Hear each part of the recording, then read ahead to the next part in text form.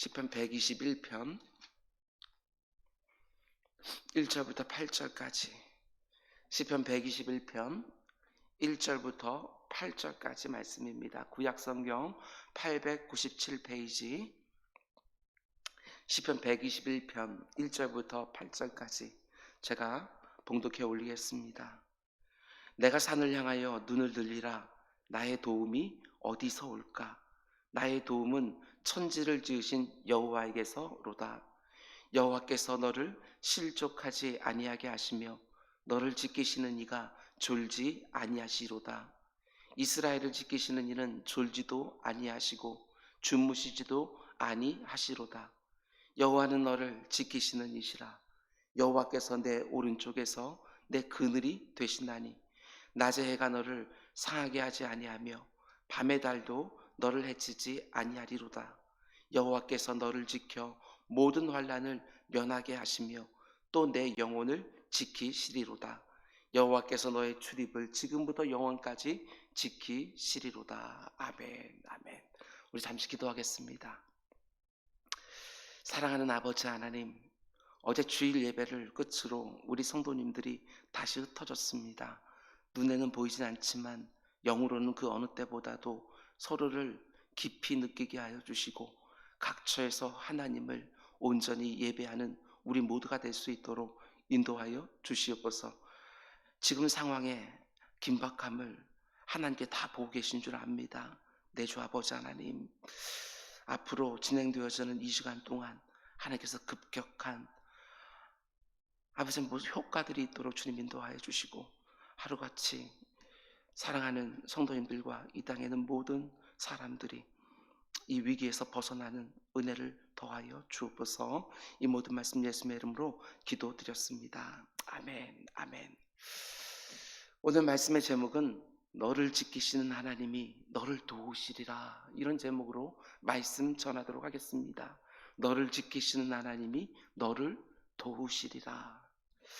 몸으로는 함께하지 못하지만 각자의 삶의 자리에서 마음으로 함께하며 영상을 통해서 예배하는 모든 성도님들께 사랑과 감사와 존경의 마음을 담아 이 새벽에 문안 인사를 드립니다. 오늘부터 2021년 제5차 온라인 특세로 하나님 앞에 사랑하는 성도님들과 함께 나아갑니다. 코로나의 급격한 확산의 엄중함으로 모든 현장 예배를 중단하고 각 처소에서 온라인으로 또 낯선 예배를 이렇게 드리게 되었습니다. 현장 예배는 중단되었지만 하나님의 은혜는 절대로 중단되지 않을 것입니다. 하나님이 특별한 시기에 특별한 은혜를 갑절이나 부어주실 것을 믿고 특별한 마음으로 각처에서 함께 예배하는 우리 모두가 되기를 주님의 이름으로 축원을 드립니다.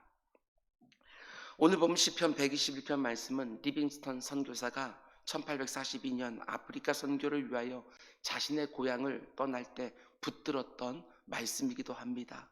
나를 지키시는 하나님이 나를 도우시리라. 이 말씀을 붙들고 자기 안에 생기는 모든 두려움들과 싸웠던 것이지요. 4단계로 격상된 상황에서 앞으로 2주 동안 또 육적으로 영적으로 이곳저곳에서 전쟁이 벌어질 것입니다. 사방에서 들려오는 뉴스들이 우리들의 심령을 옥죄어 옵니다. 그 두려움에 맞서기 위해서 그러면 우리가 어떻게 해야 되는가? 오늘 본문의 시인처럼 스스로에게 질문을 던지고 스스로가 한번 답을 해보시기 바랍니다. 스스로에게 질문을 하고 스스로가 답을 한번 해보시기를 바랍니다. 1절과 2절, 내가 산을 향하여 눈을 들리라. 나의 도움이 어디서 올까? 시인은 대답합니다. 나의 도움은 천지를 지으신 여호와에게서로다. 땅만 바라보지 않겠다고, 하나님을 바라보겠다고 지금 시인이 다짐하는 것입니다. 왜 그렇게 하지요? 나의 도움은 오직 천지를 지으시고 운행하시고 다스리시는 하나님으로부터 온다는 것을 믿기 때문에 그 하나님을 이제부터 그 어느 때보다도 간절히 바라보겠다는 것입니다. 지금 창궐하고 있는 코로나와 거기에 맞춰 격상된 사회적 거리두기 4단계, 앞으로 어떻게 될지 그 누구도 쉽게 말할 수 없는 형편입니다. 그러나 우리의 시선은 언제든지 하나님께 고정되어 있기를 주님의 이름으로 축원을 드립니다. 오직 그분만이 나의 도움이시고 나의 피난처가 되시기 때문에 그렇습니다. 그러면 하나님을 바라보면서 우리가 뭘 해야 되느냐? 예레미야 애가 3장 40절 41절 말씀은 아주 소중한 말씀을 줍니다. 우리가 스스로 우리의 행위들을 조사하고 여호와께로 돌아가자. 우리의 마음과 손을 아울러 하늘에 계신 하나님께 들자. 잘 들으시기 바랍니다. 우리가 스스로 우리의 행위들을 조사하고, 참 귀한 말씀입니다. 예기치 못한 상황들을 만났을 때 그 가운데에도 하나님의 선하신 뜻이 있는 줄 믿고 무엇보다도 내 행위를 스스로 조사하는 것입니다. 내가 지금까지 어떻게 살아왔는지 한번 돌아보는 것은 너무나도 중요한 일일 것입니다. 지금 벌어지고 있는 상황 속에서 우리가 스스로 우리들의 행위들을 조사하고 흩어진 마음들을 다잡고 하나님께 돌아갈 수 있다면, 더 가까이 나아갈 수 있다면, 우리의 마음과 손을 모아 하늘에 계신 하나님께 손을 높이 들어 기도할 수 있다면, 이어지는 2주 동안이 단지 우리를 두렵게 하고 실망하게 하고 낙심하게 하고 좌절하게 하는 시간이 아니라 특별한 은혜의 시간이 될 줄로 믿습니다.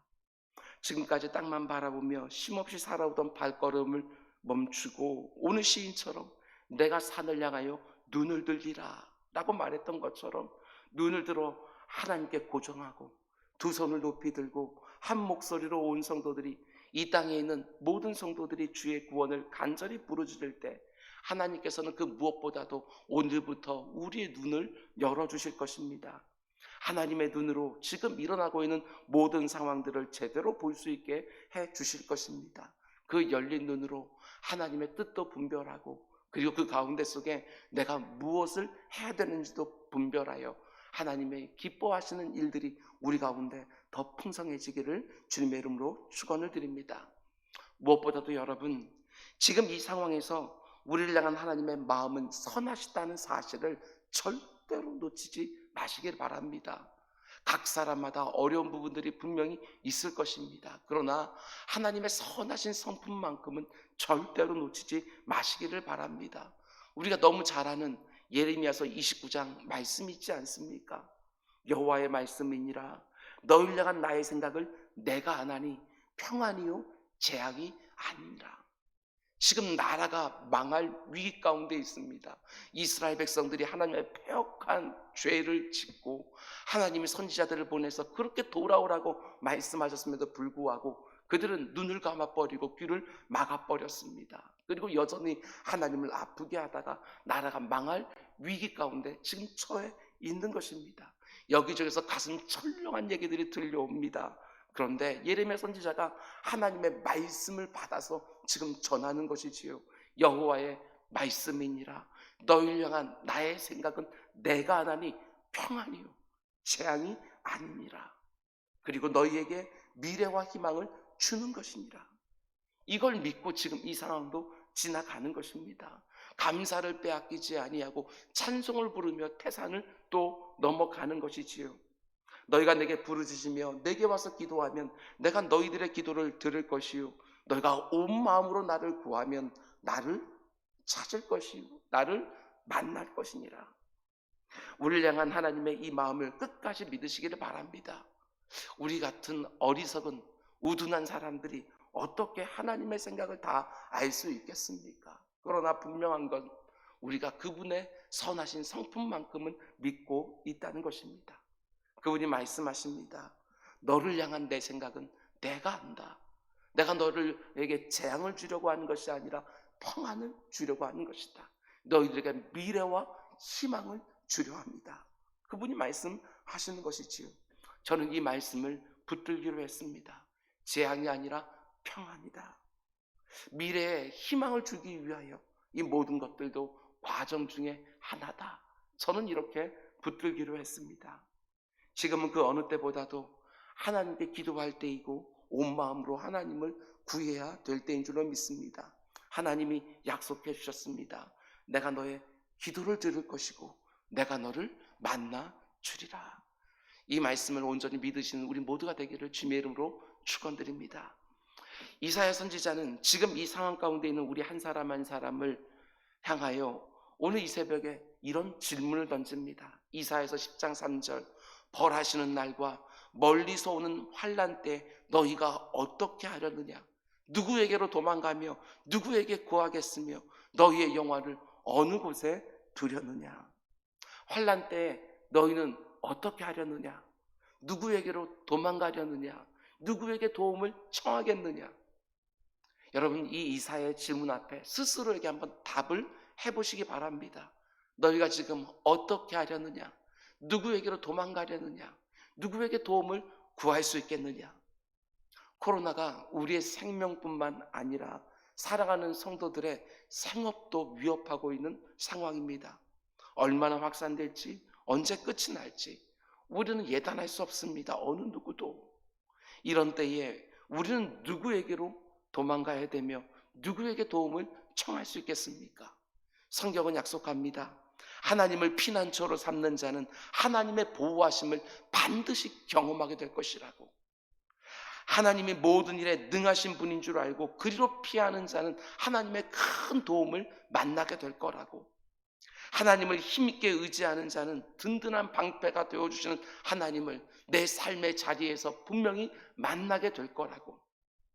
여러분, 눈을 들어 하나님을 바라보며 나를 참되게 도와줄 분은 오직 하나님이라고 내 영혼에게 스스로 답을 주며 환난 날도 마치 평안한 일상처럼 시작하는 또 한 날이 될 수 있기를 주님의 이름으로 축원을 드립니다. 계속해서 오늘 본문 3절 말씀 보면 시편 기자는 이렇게 선포합니다.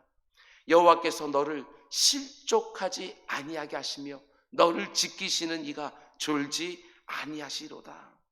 이 말씀은 시편 기자가 자신의 흔들리는 영혼을 향하여 선포했던 말씀입니다. 자신이 자신 영혼에게 선포하는 것이지요. 내 영혼아, 너를 지키는 자가 네가 실족하지 않도록 붙들어 주시리라 하고 믿음으로 스스로에게 선포하는 거예요. 여러분 잘 들으시기 바랍니다. 우리에게 가장 강력한 설교는 내 영혼을 향해 선포하는 내 자신의 설교가 아닐까, 이런 생각을 해보았습니다. 내 영혼을 향해 선포하는 내 자신의 설교, 이것이 가장 강력한 설교지요. 지금 이 상황에서 내 영혼이 의심으로 흔들립니까? 두려워하고 불평하고 원망하는 마음이 생깁니까? 스스로에게 설교하고 스스로에게 호소하고 스스로에게 선포하는 거예요. 하나님이 너를 지키시리라. 강단에 선포되어지는 저 같은 목사의 설교가 아니라 오늘 이 설교를 들었다고 한다면 내가 내 영혼에게 스스로 설교하는 거예요. 왜 너는 두려워하느냐? 하나님이 너를 지키시리라.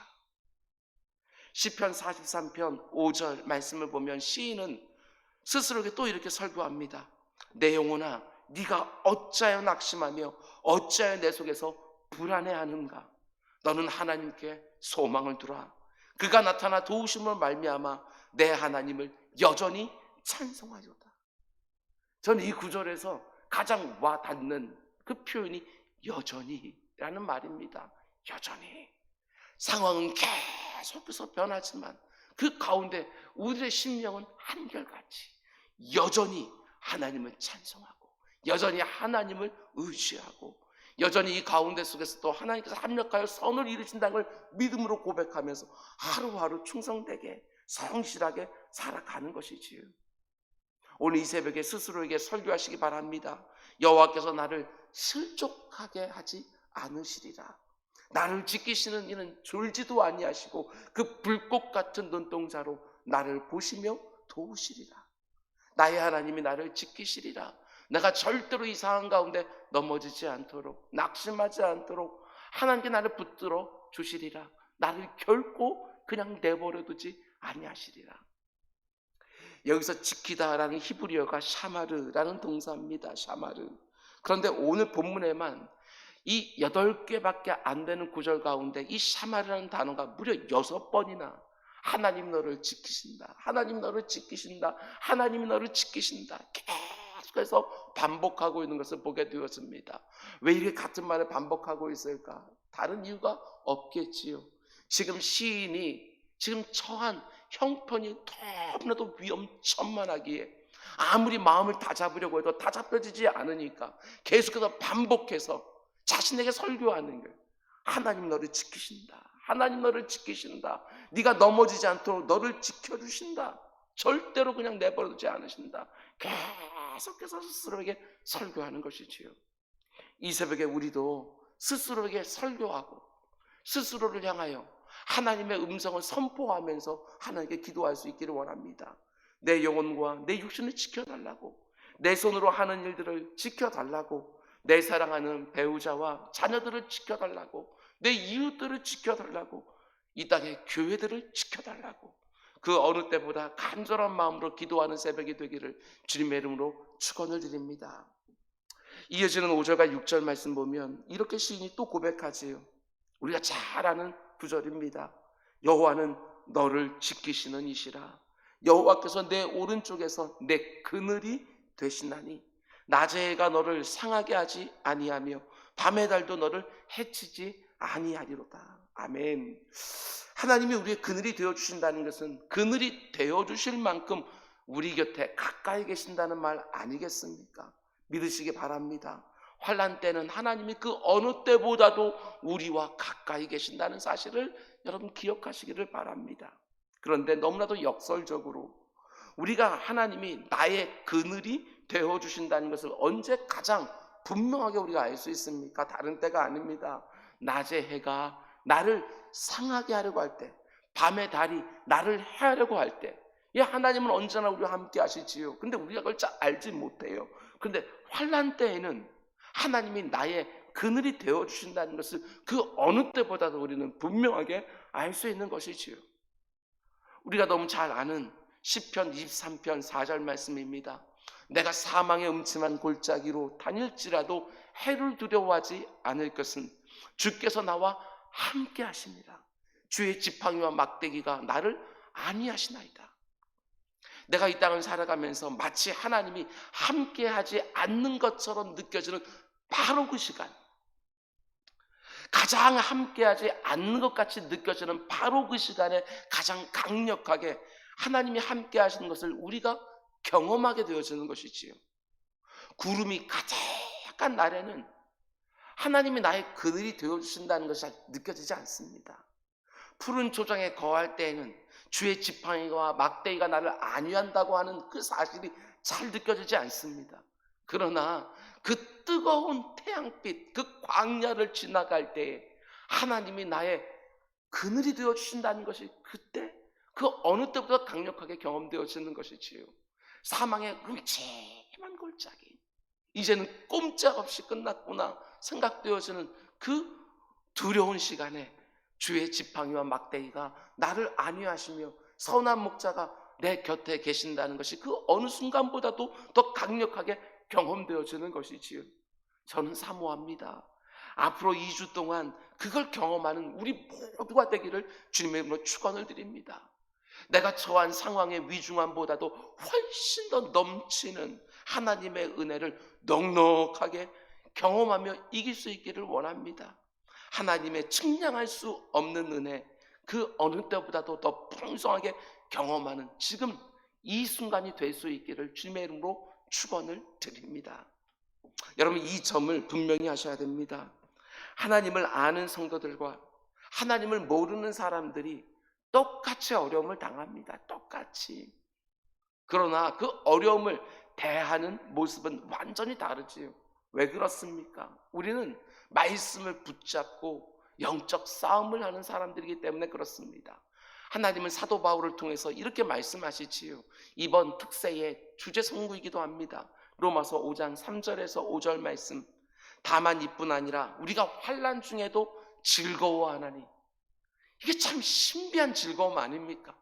환난 중에 즐거워한다니. 그 이유는 왜냐하면 환난은 인내를, 인내는 연단을, 연단은 소망을 이루는 줄 우리가 알고 있기 때문에, 소망이 우리를 부끄럽게 하지 않을 거라는 걸 우리가 분명히 믿고 있기 때문에, 여러분, 이 신비한 즐거움을 우리가 그 어느 때보다도 분명히 누릴 수 있기를 원합니다. 분명히 환난은 우리 가운데 인내를 만들어 줄 것입니다. 인대는 우리를 더 아름다운 모습으로 우리를 연단해 줄 것입니다. 불순물들을 빼놓고 우리를 더욱더 순결하게 만들어 주실 것입니다. 그리고 이 연단은 우리들의 잘못된 욕망이 아니라 진정한 참된 소망을 우리들에게 가져다 줄 것입니다. 이 땅에 헛된 것들을 붙들고 거기에 소망이 있는 것처럼 생각하는 것이 아니라, 이런 때에 내가 지금 손에 쥐고 있는 것이 진정한 소망이 아니라 나의 소망은 여호와 하나님 한 분이시구나, 이것도 우리가 깨닫게 되어지는 것이지요. 저는 또한 분명하게 믿습니다. 우리가 하나님께 둔 그 소망은 우리를 절대로 부끄럽게 만들지 않을 것입니다. 하나님께만 두고 있는 나의 소망은 분명하게 그 소망이 참이었다는 것을 우리들에게 보여주는 순간들이 있을 것입니다. 그 소망의 끝에 우리가 하나님의 선하신 경륜을 분명하게 보게 되는 것이지요. 지금 이 사실을 믿고 이 순간도 인내하는 것입니다. 그냥 이를 악물고 참는 것이 아닙니다. 소망의 인내. 그래서 지금 환난 중에도 즐거워할 수 있는 것이지요. 여러분, 우리 그리스도인들은 환난을 단지 견뎌낸 사람들이 아니라 환난을 통해서 더 아름다워지고 더 견고해지고 더 온전해지는 사람들이지요. 믿으십니까? 정말 믿으신다면 환난을 당할 때 이 세상 사람들과는, 하나님을 모르는 사람들과는 전혀 다른 모습을 보이셔야 됩니다.